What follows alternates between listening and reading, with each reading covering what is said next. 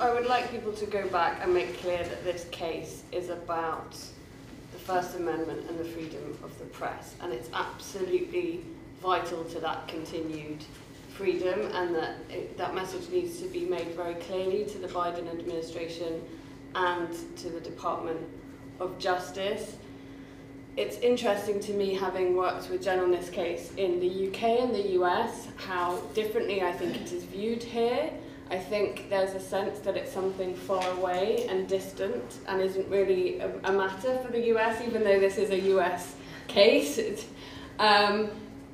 It's absolutely the US's case. This isn't really about the UK courts. Of course, we would like the UK to drop their decision to extradite, but this is ultimately a case brought by the United States and pursued by the United States administration. It is a US issue, it is a US problem, and it needs to be fixed and solved by the US. And believe you and me, if Julian comes, this will be the most dominant case that you have to deal with for years and years to come. Julian has been now in some sort of confinement for 10 years, I think. Okay.